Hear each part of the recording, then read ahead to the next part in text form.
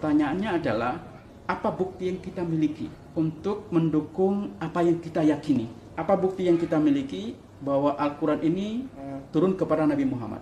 Bahwa audiens Al-Quran ini orang-orang musyrik? Bahwa Al-Quran ini turun di Mekah dan Madinah? Bahwa Al-Quran ini turun dalam bahasa Arab? Apa bukti yang kita miliki? Ini pertanyaan yang tidak ditanyakan dalam studi Quran sebelumnya.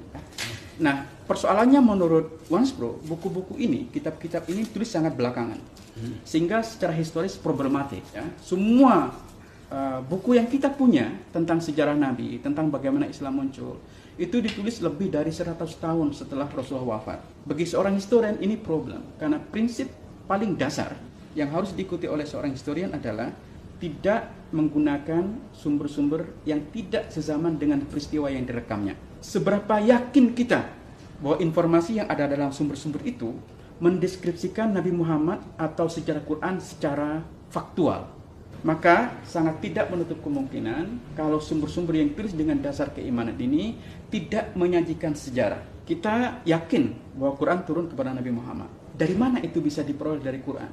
Nabi Muhammad itu hanya disebut 4 kali dalam Al-Quran. Bandingkan dengan nabi-nabi lain. Ya, Musa itu 80 sekitar. Ya, Nabi Ibrahim, Isa itu kalau dikombinasikan itu 69 kira-kira. Nabi Muhammad itu hanya 4 kali. Dari mana kita bisa yakin bahwa kitab ini turun kepada Nabi Muhammad? Ya. Nah, ini yang kemudian menjadi wilayah penelitian yang sangat menarik di kalangan sarjana-sarjana Barat tentang mencoba untuk menemukan teks-teks Quran yang kuno. Maka mereka menjelajahi semua perpustakaan dari Paris, Samarkand, Istanbul, Kairo dan seterusnya. Mereka teliti itu sumber teks-teks Quran kuno. Dan ternyata itu adalah Quran. Dan setelah diteliti menggunakan radiokarbon secara sangat ilmiah, 90% ini Mas Burhan pasti tahu. Kalau 90% benar itu pasti benar.